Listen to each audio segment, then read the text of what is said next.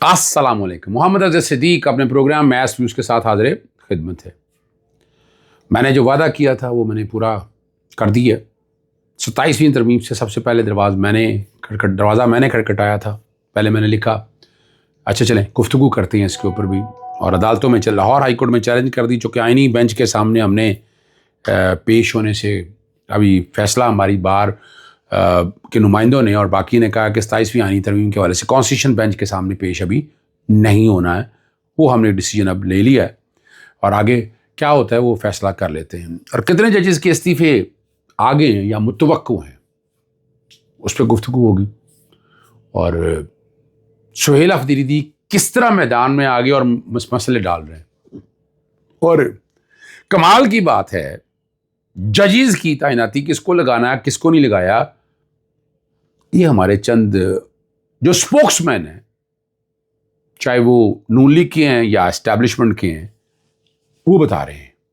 اچھا اس پہ میڈیا کیوں نہیں بات کرتا؟ یہ الزام تو لگتا رہا عمران خان کے دور کے اندر, لیکن یہاں کیوں نہیں بات ہوتی ہے؟ یہاں بتایا نا سچ سے سارا جو کچھ ہو رہا ہے. جو آپ آتے ہیں, کئی لوگ آتے ہیں وہ آ کے خبر دیتے ہیں. سہیل واڈا ہیں, ہمارے دوست حسن ایوب ہیں, اس طرح ایک اور ہمارے وکیل ہیں, وہ وزارت قانون کے بہت قریب ہیں, وہ ساری خبریں دے رہے ہوتے ہیں. یعنی عدالتوں کے اندر کیا کچھ ہونا ہے یا کیا ہو رہا ہے یہ خبریں ہم ان لوگوں سے سنیں گے. یہ دور بھی آنا تھا اور بتایا جا رہا ہے کہ عدلیہ کی آزادی اور پتہ نہیں کیا کیا کچھ ہم سن رہے ہیں. لیکن پہلے ذرا ذکر کر لیں کہ وفاقی آئینی عدالت بیٹھے گی کہاں. وہ آپ کو پتہ ہے اسلام آباد ہائی کورٹ کے اندر ہے, اور ان کو چیف جسٹس کا کمرہ دے دیا گیا. چیف جسٹس عامر فاروق صاحب تھے, وہ کمرہ لے لیا گیا, اور محمد سرفراز ڈوگر صاحب کا, اور ان کی جگہ اب چیف جسٹس حاجی امین الدین صاحب جو ہے نا وہ الاٹ کر دیا گیا, اور وہ رو نمبر 1 میں بیٹھیں گے, اور کوڈ بھی ان کو ساتھ ہی مل گیا. اور سینئر جج جو ہیں جسٹس محسن اختر کیانی صاحب تھے, وہ نیچے ہیں, سیڑھیاں چڑھ کے بھی راستہ آتا ہے, وہ جناب جسٹس محمد سرفراز ڈوگر صاحب کو مل گیا چیف جسٹس صاحب کو, اور وہ وہاں بیٹھیں گے. عدالتیں خالی کرانے کا سلسلہ تو آپ کو پتہ جاری ہے, اور بہت سی فائلیں جو ہے نا وہ شفٹ ہو گئی ہوئی ہیں وہاں سے, اور اسلام آباد ہائی کورٹ کے اندر کیسے کیس لگ رہے ہیں وہ آپ اندازہ لگا سکتے ہیں. میں نے 27ویں آئینی ترمیم آپ کو میں نے پہلے کہا تھا کہ وہ فیصلہ کر لی ہے, اور میں اس کو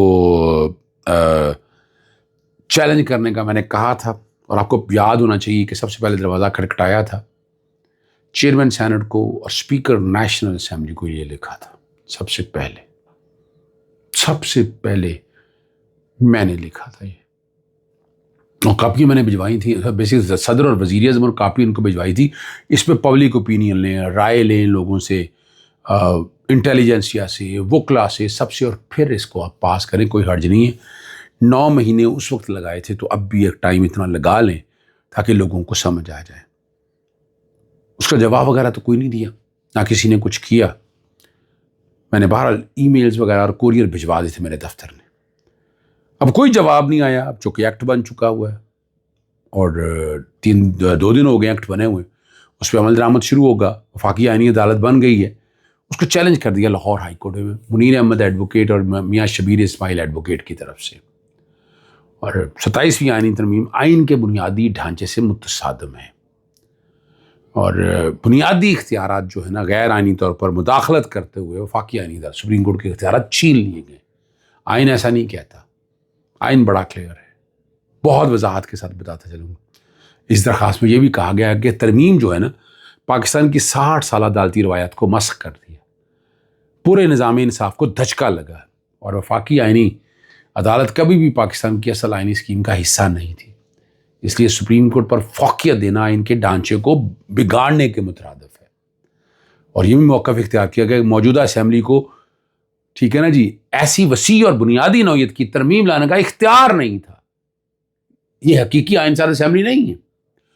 یہ بھی کہا ہے کہ یہ ترمیمیں جو ہیں نا اصولی اسلامی اصولوں اور عدالتی خود مختاری اور شہریوں کے بنیادی حقوق کے خلاف ہے, اور عمرانی معاہدہ ہے, اور عوامی رائے کے بغیر آپ یہ کیسے فیصلہ کر سکتے ہیں؟ پارلیمان میں کھلی بحث نہیں ہوئی, نہ ہی شفاف قانون سازی کا طریقہ کار اپنایا گیا. رات کے اندھیرے میں میں نے کہا منظور کی گئی, نہ وکلا, نہ سول سوسائٹی, نہ صحافی, نہ عوامی نمائندگان. پورا عمل جو ہے نا غیر آئینی، غیر شفاف اور عوامی توقعات کے منافی ہے۔ عدالت سے استدعا کی گئی ہے ترمیم کو فوری طور پر معطل کیا جائے، کالعدم قرار دیا جائے اور اس پر عمل درآمد روکنے کا حکم جاری کیا جائے۔ کہ جیسے پروگرام ریکارڈ کرو، پتہ تو نہیں، میں ہائی کورٹ میں دریچوں میں تھا، ہائی کورٹ کے دریچوں میں تھا، وہاں چند صحافی مجھے ملے، ایک صحافی دوست ہے ہمارے، انہوں نے بتا دیا کہ جسٹس چودھری اقبال صاحب کے پاس سماعت جائے گی۔ میں نے کہا وہ تو آئینی کیسز سنتے نہیں، وہ تو زیادہ سول سنتے ہیں۔ بہرحال بغول ان کے، مجھے نہیں پتا یہ جسٹس چودھری اقبال صاحب کے پاس لگی یا نہیں لگی، مجھے جو بتایا گیا وہ میں نے اسی ریکارڈ کا حصہ بنا لیا کہ یہ بتایا گیا کہ ان کے پاس جانی، ان کے پاس پہلے بھی انسانی حقوق اور بنیادی حقوق کے کیسز جاتے ہیں اور وہ انتظامیہ کو فوقیت دیتے ہیں۔ ابھی تک جو ہم ان کے سامنے دیکھ رہے ہیں، پیش ہو رہے ہیں، ان کا جو ذہن ہم نے پڑھا ہے، نظر گریوینس پٹیشن کے حوالے سے ہم نے بڑی معاملے اٹھائے اور ہم نے وہ دیکھا کہ کیسا ہوا۔ سپریم کورٹ کے جو سینئر جج جسٹس سید منصور علی شاہ اور جسٹس اطہر ملہ کا استعفیٰ آنے کے بعد 2 استعفوں کی بازگشت تو آپ کے سامنے آ گئی ہیں۔ اسلام آباد ہائی کورٹ کے جسٹس خالد اعجاز اسحاق خان صاحب اور لاہور ہائی کورٹ کے جسٹس شمس محمود مرزا صاحب۔ جسٹس شمس محمود مرزا صاحب جو ہے نا، وہ بہت ایماندار آدمی ہیں، میں ان کو بڑی اچھی طرح سے جانتا ہوں، حالانکہ کئی معاملات میں مجھے اسے اختلاف، میں ان کے سامنے پیش نہیں ہو سکتا تھا، میں نے خود کہا تھا کہ میں نے آپ کے سامنے پیش نہیں ہونا، یہ میں نے خود کہا تھا، ٹھیک ہے نا جی۔ اور ابھی جہاں تک اپنا معاملہ ہے جسٹس خالد اعجاز اسحاق خان صاحب، اس کے پہلے تو میرے پاس سامنے نہیں آئی، ٹھیک ہے، بتایا یہی جا رہا ہے جو بات سامنے آ رہی ہے کہ شاید جسٹس خالد اسحاق خان بھی استعفیٰ دے رہے ہیں یا دے دیا، لیکن یہاں پر جو ہے اسلام آباد ہائی کورٹ کے اندر جو ہے، اور اسلام آباد ہائی کورٹ کے اندر، لاہور ہائی کورٹ کے اندر، یہاں کے دریچوں میں جسٹس شمس محمود سے، باقی ججز کے نام بھی میرے پاس ہیں جو استعفیٰ دینے لگے ہیں، سن رہا ہوں، لیکن کیا ہونا ہے یہ ذرا آپ سمجھ جائیے گا اور آپ کو اندازہ ہو جانا چاہیے تھا کہ حالات کیا ہوں گے۔ ویسے تو انہوں نے مارچ میں الزام لگایا جا رہا ہے جناب، میں تو سوال یہ اٹھایا کہ یہ ججز جو ٹرانسفر کر رہے ہیں لاہور ہائی کورٹ کے، بڑے کمپیٹنٹ ججز ہیں، ایماندار بھی ہیں، آئین اور قانون کو سمجھتے بھی ہیں، اور ان کے بارے میں کوئی یہ نہیں کہہ سکتا کہ کسی سیاسی جماعت سے یا اس سے تعلق رکھتے ہیں۔ تمام ججز، یہ خبر جان کے چلوائی گئی تھی، میں نے پہلے بھی کہا تھا، تاکہ یہ استعفے دے دیں۔ میں شاید استعفوں کے حق میں نہیں ہوں کہ نظام کے اندر، لیکن یہاں ان عدالتوں کے اندر بیٹھ کے کیا کرنا ہے، آواز تو اٹھنی چاہیے نا، انہوں نے آواز اٹھا دی ہے 27ویں ترمیم کے خلاف، تو یہ کسی ڈر یا خوف سے نہیں ہے، ٹھیک ہے نا جی۔ باقی بھی، اور جسٹس راحیل کمران شیخ کے والد صاحب شیخ اکرم صاحب، ان کو بھی پیغام دیے گا 26ویں ترمیم پہ انہوں نے بحث کی ہے نا، تو ان کے صاحبزادے کے بارے میں بات چل رہی ہے کہ ان کو بھی باہر بھیجنا۔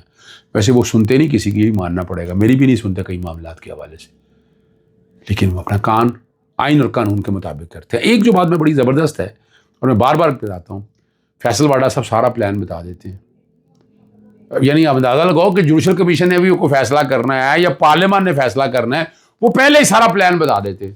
ہمارے دوست حسن ایوب بھی بتا دیتے، دوسرا ایک اور ہمارے دوست ہیں، وکیل ہیں اسلام آباد سے، انہوں نے جسٹس محمد علی مظہر صاحب کے بارے میں کہا کہ وہ سب سے فیورٹ تھے آئینی بینچ، یعنی وہ آئین کو سمجھتے تھے، فیورٹ تھے، بنایا کیوں نہیں؟ اچھا، انہوں نے اس لیے بتایا جی اکتوبر 2027 کو مد نظر رکھتے ہوئے فی الحال سپریم کورٹ میں کام جاری رکھنے کا کہا ہے۔ جسٹس یحییٰ افریدی کی بطور چیف جسٹس تقرری جو ہے نا، وہ 3 سال مکمل ہونے کے بعد جسٹس محمد علی مظہر جو ہے نا اکتوبر 2027 میں چیف جسٹس سپریم کورٹ ہوں گے۔ یعنی دیکھیں پوری کہانی بتا دی ہے، وزارت قانون کے اندر جو بیٹھ کرتا ہے، اپنے نہیں تو کوئی نہیں، آپ کے پاس انفارمیشن کہاں سے آ گئی؟ آپ کا اتنا وجدان تو وزڈم تو نہیں ہے نا، ٹھیک ہے نا جی۔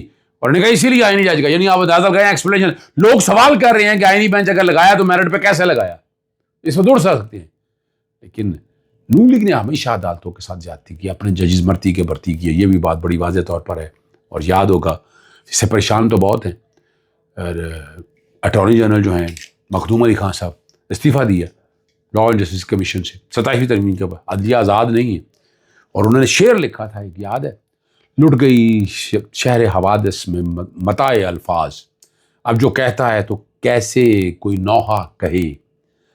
ہاں، ایک بات میں آپ کے سامنے اور رکھنی ہے، وہ سہیل افریدی صاحب جو action in aid of civil power act کے حوالے سے گفتگو کرتے ہوئے سپریم کورٹ میں دائر درخواست واپس لینے اور ریڈیو پاکستان پر حملے کی انکوائری کو یہ اس قانون کو کالعدم قرار دے دیا تھا. اپنا پشاور ہائی کورٹ کے جج صاحب فوت ہو گئے، مشرف کے خلاف انہوں نے فیصلہ کیا تھا، اور یہ قانون جو ہے 2011 میں لاگو ہوا تھا. اس قانون کو ختم، جو کہ ویسے ہی سپریم کورٹ میں اپیل فائل کی ہوئی ہے نا، اس پہ پھر وہ ہمارے دوست حسن ایوب نے تجزیہ کرتے ہوئے کہا ہے کہ واپسی نہ صرف سیکیورٹی فریم ورک کو کمزور کرتی ہے بلکہ ان پر ہزارہ شہداء کی قربانی کے زخم دوبارہ تازہ کرتی ہے، جنہوں نے اس سرزمین کے لیے قربانیاں دی ہیں. دہشت گردی دوبارہ سر اٹھائے تو سب سے پہلے نقصان عوامی کا ہوتا ہے، ان کے گھروں کے چراغ بجھتے ہیں، خواب ادھورے رہ جاتے ہیں. اب یہ بات ساری صاحب نے رکھی ہے، اگر ان کو جنہوں نے فیصلہ کرنا ہے، اگر ان کو صحیح فیصلے کا پتہ ہو، ادراک ہو، تو یہ دھیان رکھے نا ان چیزوں کا. ہمارا کام تو ہے پوائنٹ آؤٹ کرتے رہنا اور کرتے رہیں گے. اجازت چاہتا ہوں. السلام علیکم. اللہ حافظ. پاکستان زندہ باد.